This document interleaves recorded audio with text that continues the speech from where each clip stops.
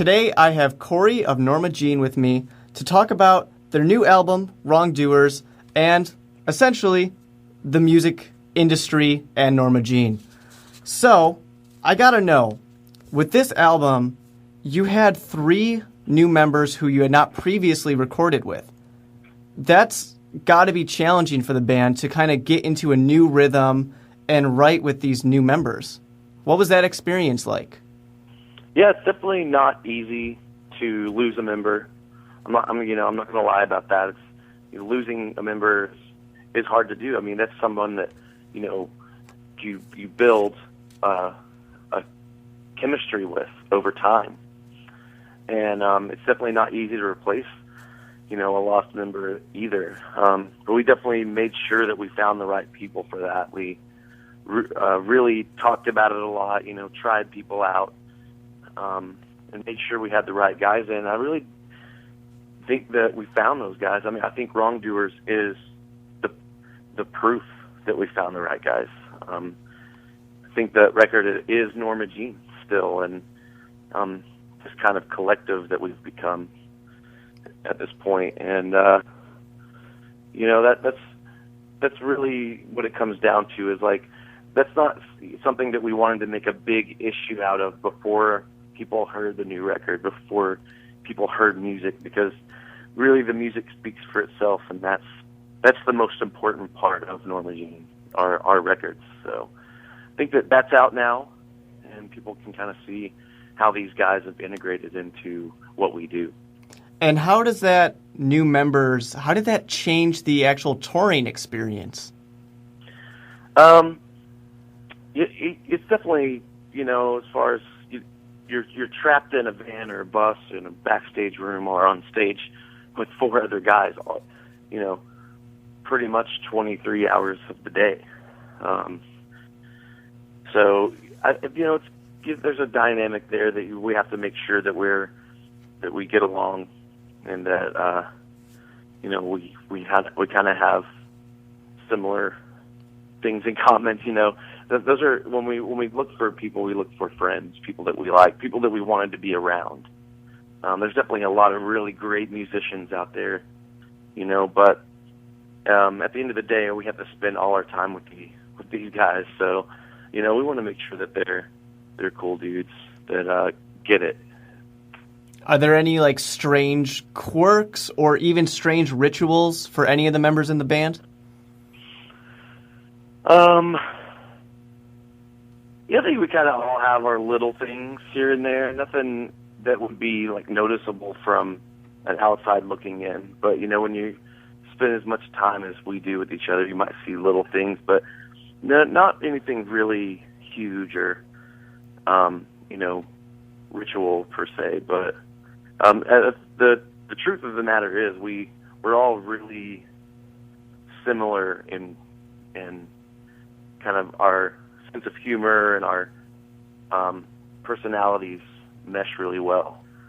So there's definitely kind of Norma Jean vibe that I think that we put out, when we're together hanging out around other bands or on tour.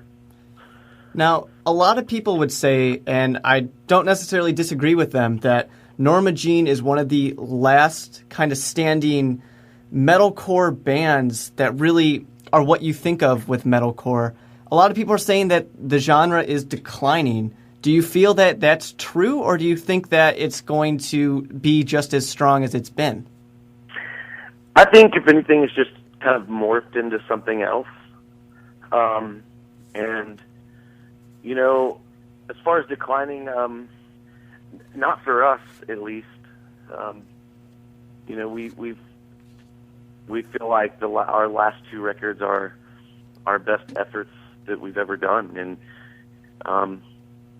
so for us, we kind of feel like we're right where we are supposed to be.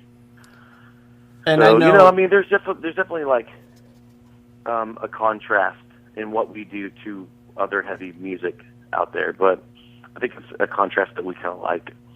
Yeah, and I know you guys do include a lot of different elements, especially with Wrongdoers as well, which is one reason why I think it's so well received. But I got to know, when you guys are a fairly big band, when you have this extremely anticipated album, what do you guys do to fight leaks and fight people who are just going to try and get that album early? The label is really the mastermind behind those kind of things. I mean, for us, we just try to encourage,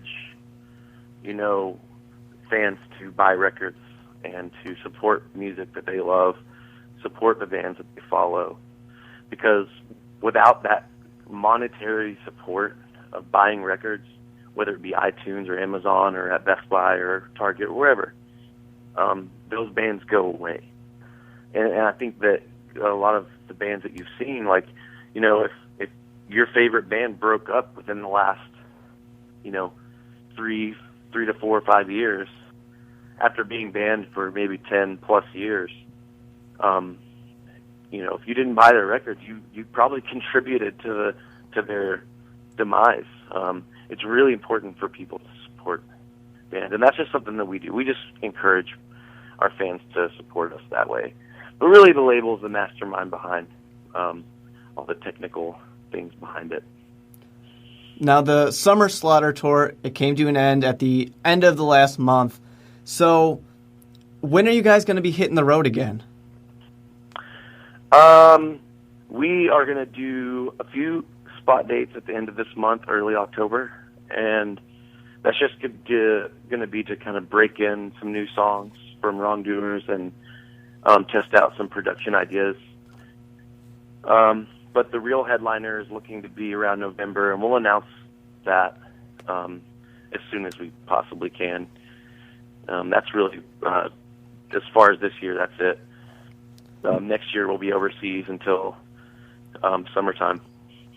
Great. And speaking of tours, if you could have a dream tour, what 3 bands would you want to go on tour with? I would definitely put Helmet on that list. They've been a band that we've all loved for a really long time. Kind of very influential on Norma Jean. Maybe Coalesce. I'm just making up stuff. Fugazi would be awesome. Those are 3 bands that I love.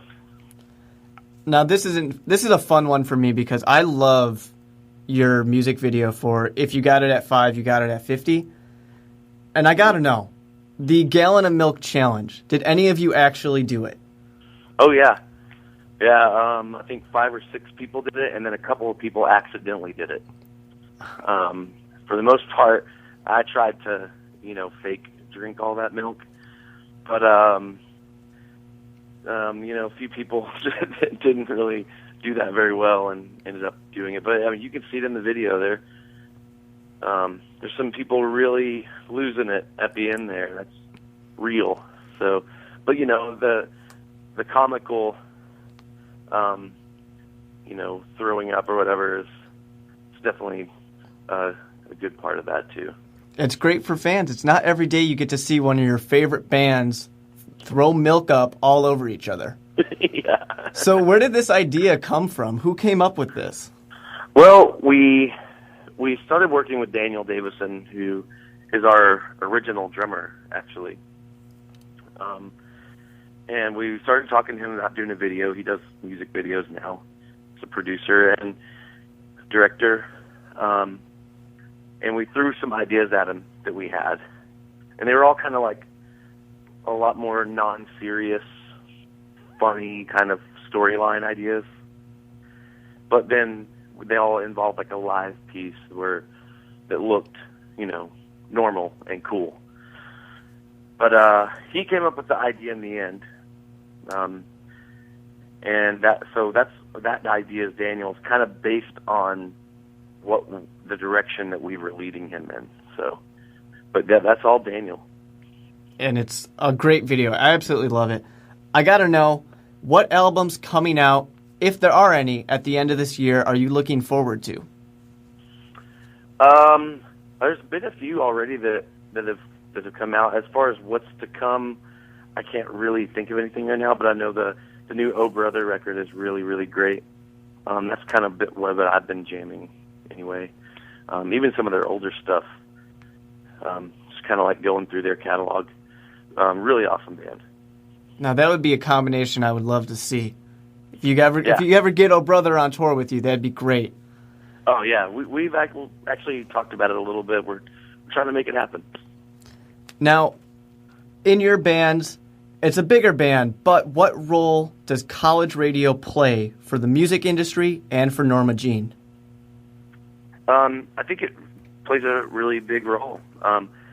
And I can say that because I remember, early 90s, mid 90s, hardcore punk was what I grew up in. Those were my teenage years. So, knowing that then, like that, the music that I was listening to then, the bands that I was a part of, in my early years, I remember thinking, man, a lot of these bands are really great. I wish that there was some way that people could hear this more. I wish radio would pay attention to this. And at the time too, we didn't have the internet as such a huge tool as it is now to get music out. So I think it's amazing that there are radio stations that will play heavy music and support and push that. I think it's great. All right, well, I want to thank you for taking the time to speak with us here at WXAV 88.3 FM. And I just got to know, any last words for the fans?